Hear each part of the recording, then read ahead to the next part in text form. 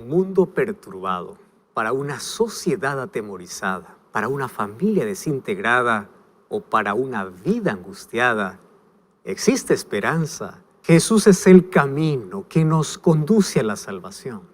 Él es la verdad en un mundo de confusión. Él es la vida para aquel que camina en destrucción. Que Jesús sea tu única esperanza y que solo en Él puede estar tu confianza. Bienvenido. Así comenzamos Libertad sin Límites, porque la verdad te da libertad y te prepara para la eternidad.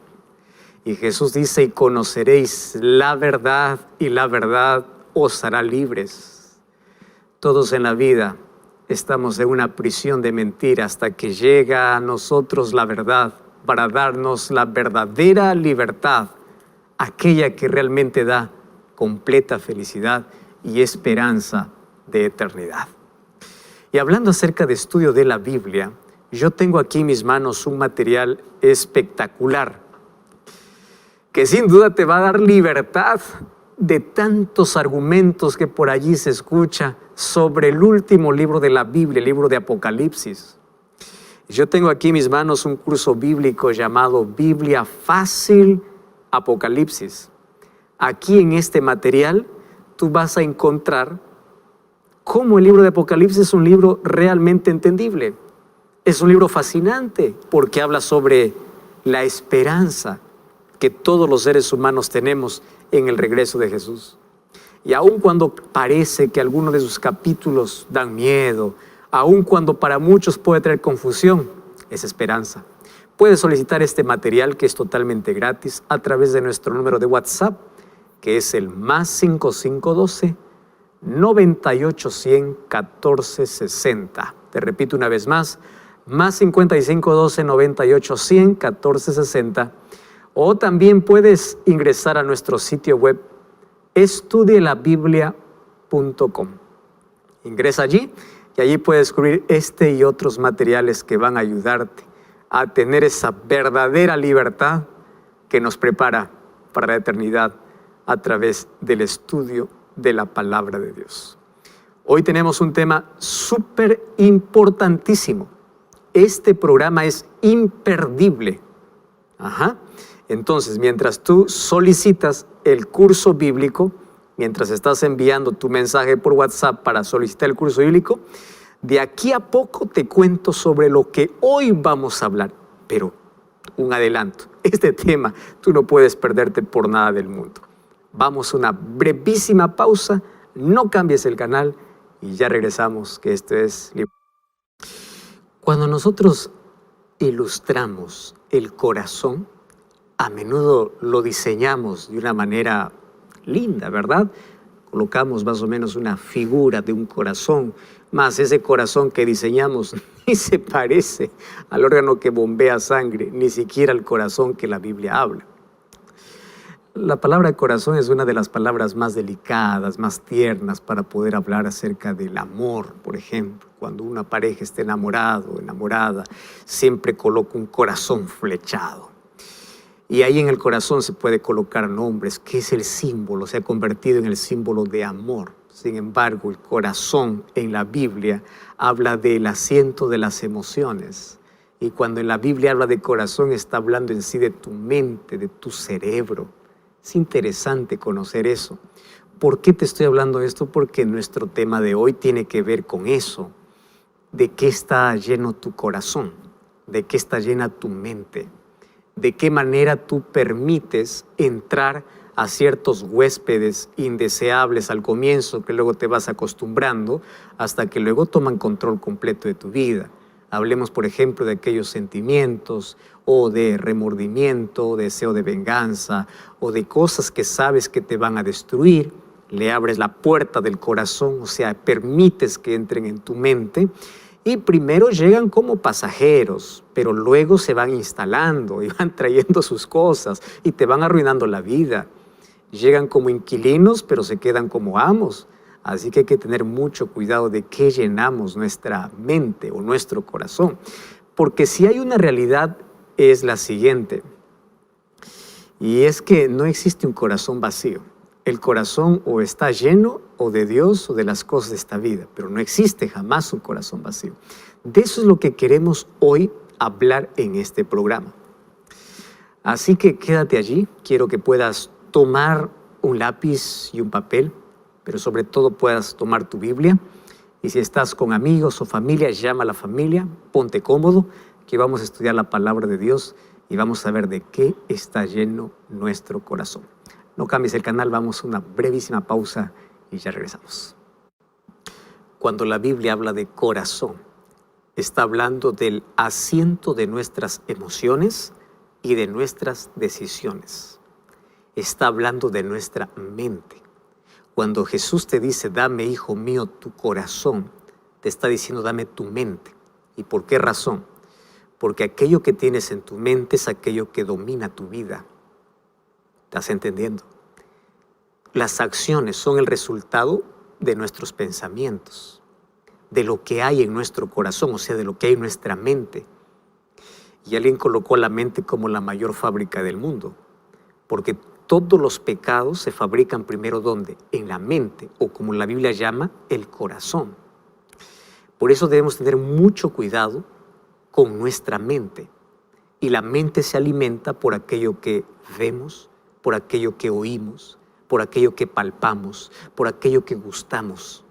O sea, alimentamos nuestro corazón o nuestra mente por todo aquello que permitimos que entre a través de nuestros sentidos. Y así nuestra mente se va llenando de cosas extrañas o de cosas agradables, de sentimientos que obviamente forman parte de nuestra experiencia humana, pero a veces de cosas que no debemos permitir. Y eso va llenando y va contaminando nuestra mente y va enfermando nuestro cuerpo. Todo lo que ocurre en nuestra mente es tan importante y tenemos que cuidarla mucho. Por eso el libro de Proverbios 4:23 dice, sobre todas las cosas guardadas, guarda tu corazón, o sea, guarda tu mente. Guarda, cuida tu mente. Y un corazón guardado, una mente guardada es aquel corazón o aquella mente que está iluminada por el poder de la palabra de Dios. Hoy está muy de moda aquella frase, yo tengo una mente abierta. ¿Abierta para qué? Si está abierta, tiene que estar abierta para descubrir la voluntad de Dios. ¿Por qué te estoy diciendo esto? Porque el corazón jamás está vacío. O está lleno de Dios y la presencia de Dios trae paz, esperanza, seguridad o salvación. O puede estar lleno de inseguridad, de miedo, pero jamás el corazón está vacío. Y hoy quiero llevarte a una historia que realmente es interesante, es fascinante y hasta tenebrosa. Vamos a juntar todas estas cosas aquí. Mateo capítulo 12, versículo 43 hasta el versículo 45. Jesús está hablando aquí y dice así, y cuando el espíritu inmundo sale del hombre, anda por lugares secos, buscando reposo, pero no lo encuentra. Entonces dice, volveré a mi casa de donde salí, y cuando llega, la encuentra desocupada, barrida y adornada. Entonces va y toma consigo otros 7 espíritus peores que él, y entrados moran allí. Y el postrer estado de aquel hombre viene a ser peor que el primero. Así acontecerá a esta mala generación. Terrible, ¿verdad? Está hablando de un espíritu que sale de la vida de un ser humano, ilustrando aquí como una casa, que cuando lo deja está todo desordenado y arruinado, pero ese espíritu no lo abandona por completo el ser humano, sino que vuelve. Y cuando vuelve la encuentra adornada, barrida, limpia y dice, pero yo no quiero vivir aquí solo. Yo voy a traer otros 7 peores que yo para que nunca más podamos salir de la vida del ser humano. Por eso te digo que esta es una historia un poco tenebrosa de lo que Jesús está hablando.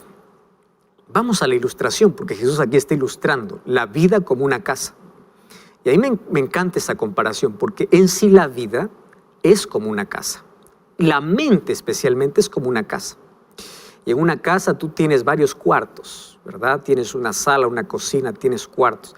Pero ¿por qué una casa? Porque una casa tú permites quién entra y quién no. Esa es la ilustración de la casa. Nadie puede entrar a tu casa sin tu permiso. Nadie puede entrar a tu mente si tú no lo permites. Tú decides en qué momento sacar a alguien de tu casa, porque es tu casa. Así es tu mente. Entonces, como toda casa, nuestra mente tiene muchos cuartos. Y algunos cuartos están oscuros y cerrados, que da miedo abrir. Puede ser que estos cuartos estén llenos de traumas, de complejos, de heridas, de recuerdos dolorosos, de traiciones, de frustraciones, de decepciones. Hay otros cuartos en nuestra mente que hay huéspedes indeseados que no pagan alquiler, pero que viven en esa casa complicándonos la vida. Son aquellos sentimientos destructivos, odio, rencor, que tú decides cuándo sacarlos de tu casa o cuándo sacarlos de tu vida. Recuerda que la vida aquí es comparada como una casa. Pero ¿qué sucede cuando Cristo es invitado a esa casa? O cuando nos entregamos a Cristo. Mira qué lindo, a mí me encanta lo que dice el texto. Dice que la casa primero es desocupada, barrida y adornada. Eso me gusta. Porque la vida puede ser un caos, un total caos sin Cristo. Pero cuando Cristo es invitado a nuestra vida, Él no lo deja como está. Ya mencioné en un programa aquí, de que tú puedes ir a Cristo como eres, pero nunca te deja como estás.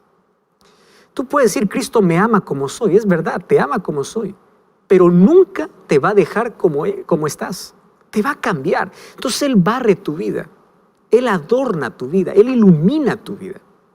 Y si tú le permites entrar a esos cuartos oscuros, llenos de heridas, que tienes miedo tú mismo a abrir, Cristo va a limpiar. Él va a sanar las heridas más ocultas y más profundas porque Él sabe dónde están. ¿Y por qué Jesús contó esta ilustración?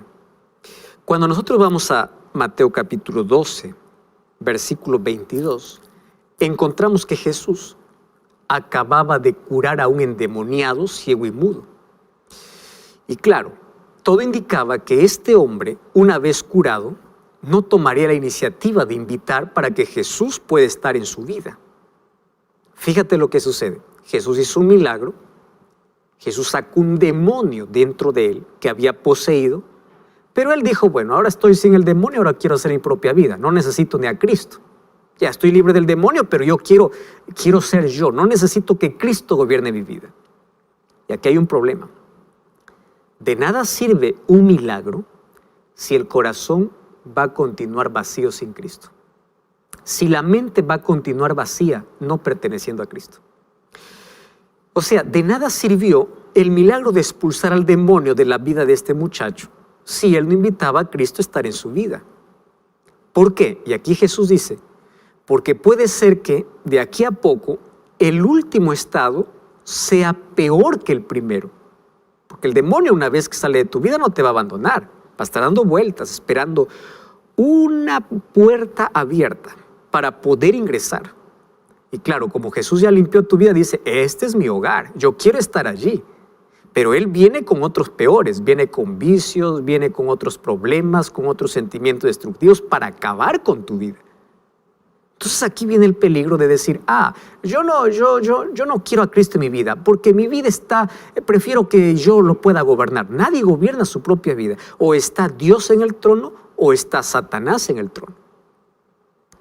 Ahora fíjate, la vida espiritual es comparado a una casa barrida y adornada. ¿Cuándo sucede eso? Cuando permites a Cristo entrar en la vida. ¿Y qué cosa es lo que barre Cristo? Cuando Cristo entra a tu vida, Él barre las supersticiones paganas. Antes creía que tu suerte dependía de un gato negro que se te cruzaba o no. Ahora ya no crees en el gato negro, ahora crees en las promesas de Dios.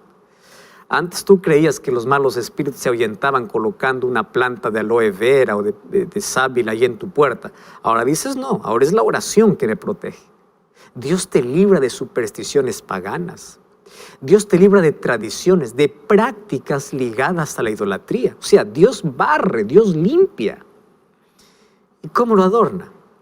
Pues lo adorna con conceptos claros. Quita la idolatría, quita los ídolos y comienza a adornar con principios morales elevados y puros. Y esos principios están aquí en la palabra de Dios. Pero fíjate, no es suficiente que Cristo limpie nuestra casa. No es suficiente. Es suficiente cuando tú invitas que Cristo pueda quedarse allí. Porque si Cristo no está, tu vida, tu mente, tu casa no queda vacía. Porque al intento de, o cuando piensas que está vacía, tú vas a intentar llenarlo con cosas superfluas. Vas a llenarlo con emociones, con sensaciones, con placer, con cosas que jamás van a llenar ese vacío, y vas a dejar la puerta abierta para que Satanás pueda volver. Entonces, inclusive hay personas que pueden intentar llenar su vida con acciones buenas. Algunos inclusive piensan llenar su vida con una religión vacía, pero sin Cristo. Pero las mejores acciones sin Cristo nos llenan la casa. Una religión incluso sin Cristo nos llena la vida. Un día, un líder religioso se acercó a Jesús llamado Nicodemo. Y este Nicodemo, cuando se acerca a Jesús, él le dice, bueno, tú eres un maestro. Jesús le dice, tú necesitas nacer de nuevo. ¿Pero cómo? Es que él tenía una religión, pero no tenía una relación con Cristo. El joven rico, un hombre aparentemente bueno, él mismo decía que guardaba todos los mandamientos de Dios, mas estaba vacío. O sea, la casa estaba limpia, pero Cristo no estaba allí. Y es triste ver inclusive personas que tienen una religión, mas tienen una vida vacía. Hoy existen templos llenos de personas vacías. Templos llenos de sensaciones, llenos de emociones, llenos de shows, pero vacías de Cristo. Templos llenos de personas vacías de Cristo. Eso me recuerda a cómo multitudes de personas llenaban el templo en Jerusalén. Pero la gloria de Dios se retiró de ese templo el día que Cristo murió en la cruz y el velo del templo se rasgó de arriba hacia abajo. O sea, el templo quedó solo estructura, sin la presencia de Dios, como la vida de muchos de los que estaban allí, porque ellos rechazaron a Cristo. Entonces la religión judía se convirtió en una religión legalista, sin vida, porque Cristo vino a los suyos y los suyos no le recibieron, dice Juan 1, 11 y 12. Y como no lo recibieron, su luz se convirtió en tinieblas. Y vivieron una religión estéril, una religión basada en leyes, en comportamiento, mas no en relacionamiento con Cristo. Por eso Cristo les dice, sepulcros blanqueados. Ustedes por afuera brillan, pero por dentro está podrido. O sea, ningún corazón puede quedar vacío. El corazón que no está lleno del Espíritu de Dios está lleno del espíritu del maligno. Y hoy quiero contarte una historia que nos ayuda a entender perfectamente este cuadro. ¿Recuerdas tú que el primer rey de Israel se llamó Saúl? Saúl ejemplifica en su vida los efectos desastrosos de un corazón que quiere permanecer vacío. Cuando vamos al libro de Primera de Samuel, capítulo 10, mira cómo comienza su historia. Su historia comienza de manera interesante. Primera de Samuel, capítulo 10, versículo 6, dice así: Samuel le dice a Saúl, el Espíritu de Jehová vendrá sobre ti y profetizarás con ellos y serás mudado en otro hombre. Versículo 7. Cuando te hayan sucedido estas señales, haz lo que te viniera a la mano, porque Dios está contigo. Y el versículo 9 dice, aconteció que, al volver en la espalda para apartarse de Samuel, Dios le mudó su corazón. ¿Quién hizo eso? El Espíritu de Dios. Mira qué interesante. Saúl tuvo un buen comienzo. Dios transformó su vida. Y el profeta le asegura a Saúl que el Espíritu del Señor se apoderará de su corazón. Y es por eso que él se convertirá en otro hombre. O sea, él sería transformado. Es la manera antigua de decir que Samuel se convertiría, que sería transformado en un hombre lleno del Espíritu de Dios, lleno del Espíritu Santo. ¿Y eso qué significaba? Que Dios iba a iluminar su mente, iba a guiar sus decisiones, que él iba a pensar de manera diferente, que él iba a ver la vida de manera diferente. Porque ese es el ideal de Dios para el ser humano. Ahora el versículo 9 dice que Dios le cambió su corazón. Ahora, cuando Saúl se despidió de Samuel en esa ocasión, la casa, o sea, su vida, su mente, había sido barrida, había sido decorada. Pero en cierto sentido, Saúl permitió que su vida, su casa, su mente, barrida y decorada, quedase vacía. ¿Por qué él no permitió que el Espíritu Santo se apoderara cada vez más y más de su corazón? ¿Sabes qué sucedió con Saúl? Saúl comenzó a resistir la influencia del Espíritu de Dios. Y de manera progresiva, él comenzó a alejarse de Dios. Paso a paso. Porque para alejarse de Dios, tú no necesitas dar la espalda de un momento a otro. Es paso a paso. Es de manera progresiva. Dios lo había llamado para ser rey, para ser guiado por él. Dios le cambió el corazón, pero él, en la medida que pasó el tiempo, el orgullo dominó su corazón, permitió que otras cosas dominaran su mente y progresivamente se alejó de Dios. Ahora, la decisión sobre el futuro quedó en sus manos. Al principio, pues, Saúl demostró ser un instrumento dócil. Su mente estaba receptiva para poder recibir las instrucciones del Espíritu Santo. Pero cuando vamos al capítulo 11, a partir del versículo 6, nosotros leemos, mira lo que dice: al oír Saúl estas palabras, el Espíritu de Dios vino sobre él con poder. Qué interesante. Y cuando dice que se encendió de ira, pues era para poder eliminar aquello que desagradaba a Dios. El Espíritu de Dios tomó posesión de Saúl. Ahora, él hubiese permitido que el Espíritu continúe guiándolo toda su vida. Pero no fue así. Lamentablemente, cuando avanzamos en los capítulos del libro de Primera de Samuel, relata la rebelión gradual de Saúl a través de actos sucesivos de presunción y desobediencia. Cuando vamos al capítulo 13, nosotros encontramos que él se acostumbró a desobedecer a Dios y en lugar de arrepentirse, él comenzó a justificar el pecado. Un día Samuel le dice: ¿por qué ofreciste un holocausto? Y Saúl le dice: pues bueno, vi que el pueblo se iba. ¿Qué más querías que haga? Yo me esforcé por hacer. O sea, en lugar de reconocer su problema, en lugar de reconocer que él estaba en error, que estaba en pecado, porque ofrecer holocaustos era reservado solamente un privilegio para los sacerdotes. En lugar de reconocer eso, él comenzó a justificar el pecado. Entonces allí viene, como muestra de su impaciencia y presunción, a hacer aquello que no debe. Y nosotros vemos que en el capítulo 15, su desobediencia a las instrucciones recibidas, por ejemplo, con respecto a la conducta de la guerra contra los amalecitas, colmó la paciencia de Dios. A tal punto que Dios habla con Samuel y le dice: ¿sabes? Me pesa haber puesto por rey a Saúl, el capítulo 15, versículo 11, porque no ha cumplido mis palabras.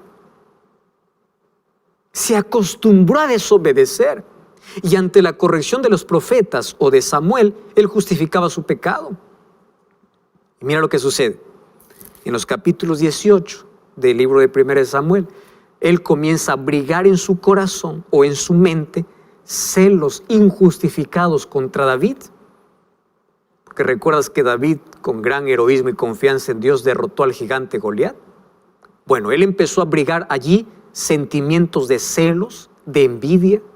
Se acostumbró a desobedecer a Dios y cosas así pequeñas y pequeñas, pecados aparentemente insignificantes, le llevaron a perder la sensibilidad para poder escuchar la voz de Dios, a tal punto de que se convirtió en un sordo espiritual.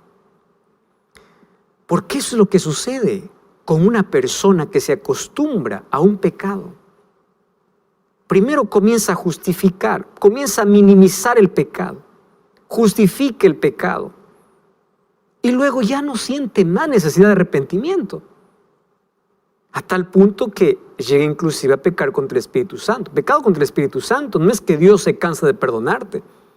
Pecado contra el Espíritu Santo es cuando tú pierdes la necesidad de arrepentimiento. Tú ya no quieres arrepentirte. Entonces, si no hay arrepentimiento, no hay confesión. Si no hay confesión, no hay perdón.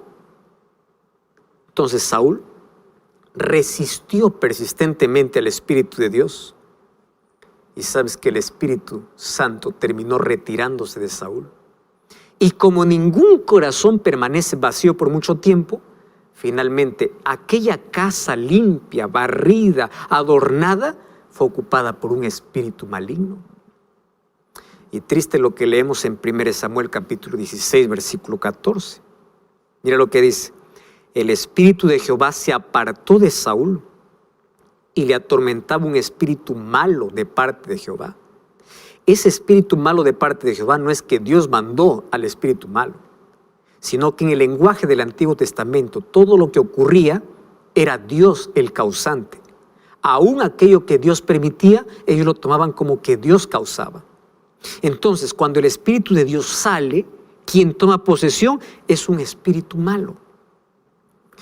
Y cuando vemos el resto del libro de 1 Samuel, nos da la imagen de una vida cada vez más desorientada, de un corazón cada vez más poseído por pasiones incontrolables, que inclusive en su desesperación, él va a consultar a un medium espiritista, la pitonisa de Endor, y muere el día siguiente en la batalla. Todos sus celos descontrolados, su persecución contra David, era el resultado de un corazón ocupado por el enemigo.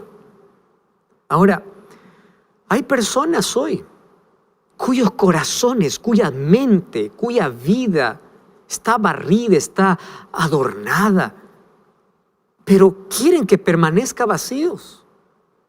Entonces, el poder de Dios y la influencia del Espíritu Santo no permiten en su vida, y allí el espíritu del maligno comienza a poseer. Lo llena de orgullo, lo llena de vanidad, lo llena de cosas que van a destruirlo.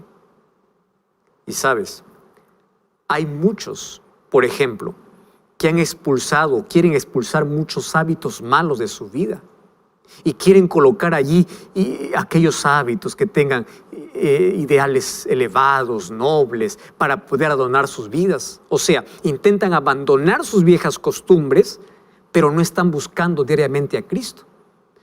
Permiten que Cristo barra su mente, barra su vida, adorne su vida, pero no están permanentemente con Él. Y la condición de estas personas se convierte como de un automóvil sin control, sin freno. Te descontrolas. Una vida sin Cristo es una vida vacía. Y solo Cristo puede dar sentido a nuestras vidas. Porque sin Cristo las mejores intenciones perecen. Es Cristo quien nos da el poder de vivir una vida que realmente vale la pena. Tú sabes que el problema de los creyentes del tiempo del fin es que se cree tan bueno que se olvida que Cristo está tocando a la puerta de su vida. Y ahí viene la pregunta: ¿cómo yo puedo tener a Cristo lleno siempre en mi vida? Yo quiero no solamente que limpie mi vida, sino quiero permanecer en Él. Yo quiero que Él pueda conducir mi vida. Bueno, el apóstol Pablo, de manera pedagógica, nos enseña en el libro de Colosenses. Colosenses capítulo 3, versículo 1 y versículo 2. Mira lo que dice Colosenses 3, 1 y 2. Si habéis resucitado con Cristo, buscad las cosas de arriba donde está Cristo. Versículo 2. Pon tu mira en las cosas de arriba, no en las de la tierra. Mira a Cristo, busca a Cristo. ¿Por qué? Porque aquello del cual llenas tu mente es aquello que va a dominar completamente tu vida. Y tú tienes que aprender a llenar tus vacíos con las cosas de Dios. Mira, no basta condenar las malas lecturas. Debemos reemplazarlo con la buena lectura. No basta condenar la música que nos separa de Dios. Debemos aprender a reemplazar con la buena música. Música que nos lleva a la presencia de Dios. No basta condenar las malas compañías. Debemos reemplazarla por buenas compañías. Porque las prohibiciones son contraproducentes, porque dejan un vacío y el enemigo intentará llenarlo con sus cosas. Entonces el acto de deshacerse de los hábitos pecaminosos del pasado debe ser seguido por un acto positivo, de ponerse aquellas vestiduras de justicia de Cristo, de reemplazar por las cosas de arriba, como dice el apóstol Pablo. Por eso Romanos capítulo 13, versículo 12, es una invitación para todos hoy. Dice así: la noche está avanzada, se acerca el día, abandonemos las obras de las tinieblas, pero vistámonos de las armas de la luz. ¿Qué cosa está diciendo el apóstol Pablo? Deja las obras de las tinieblas, pero no basta dejar. Tienes que vestirte de las armas de la luz. Porque si tú solamente abandonas y no te vistes de luz, el diablo va a intentar cubrir aquellos vacíos de tu vida. Porque la victoria consiste en el abandono diario de las obras de las tinieblas, pero que va seguido de la colocación de la luz. ¿Cuáles son las armas de la luz? Aquello con el cual vamos a vencer, vamos a luchar, vamos a pelear. Y la victoria no es nuestra, va a ser la que Cristo hace en nuestra vida. Y el apóstol Pablo en Efesios capítulo 6 habla de una armadura que tiene que ver con salvación, con justicia, con oración, con la palabra de Dios, o sea, con una comunión con Dios, permitiendo que nuestra mente se llene de Dios. El cristiano que anhela la vida eterna no se contenta con dejar a un lado las vestiduras andrajosas del pecado, sino que va a insistir en ponerse aquellas vestiduras blancas de la justicia de Cristo. ¿Sabes que hay un texto impresionante? Dice, cuando el ser humano se entrega por completo a Cristo, un nuevo poder toma posesión del corazón. Y cuando ese nuevo poder toma posesión del corazón, entonces se produce un cambio que el ser humano no puede obrar por sí mismo. Cuando el ser humano se rinde a Cristo, Cristo se convierte en su fortaleza en medio de un mundo repugnante. ¿Y sabes qué cosa sucede? Coloca su vida bajo la voluntad de Dios y permite que Dios pueda llenar cada cosa íntima de su ser. Y así llega a ser una persona totalmente llena del Espíritu, llena de Cristo. ¿Sabes? El libro de Apocalipsis capítulo 3, versículo 20, revela nuestra condición. Y Apocalipsis 3:20 es una invitación de Dios. Y dice, he aquí yo estoy a la puerta y llamo. Y si alguno oye mi voz y abre la puerta, yo entraré. Yo cenaré con él y él conmigo. Ahora préstame mucha atención a lo que te voy a decir. Nuestro mayor problema es que queremos llenar nuestra vida de todo menos de Dios. Queremos llenar de títulos, queremos llenar de placer, queremos llenar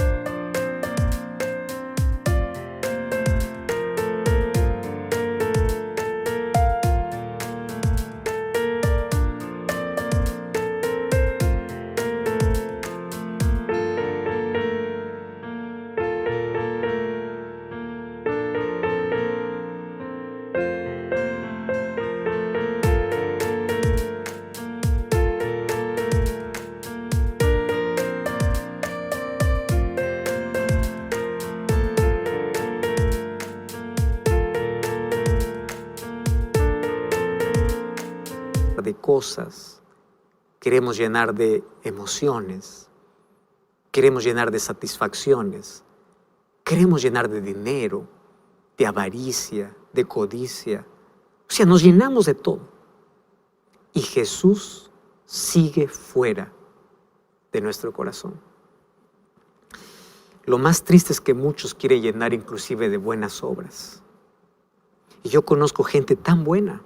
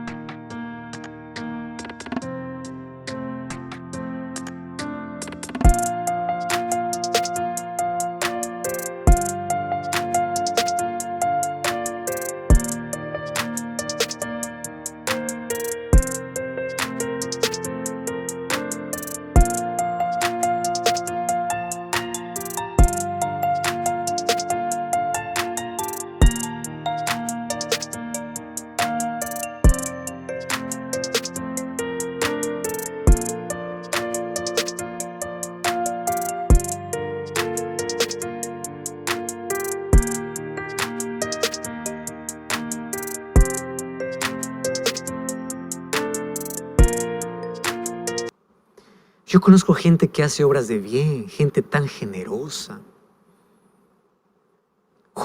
Conozco gente que su vida está llena de cosas extraordinarias.